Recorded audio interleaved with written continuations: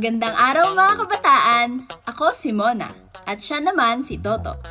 Kami ang inyong magiging kasama sa araw na ito. Handa na ba kayong maglaro? Samahan ninyo kami sa masayang paglalakbay sa mundo ng bugtong.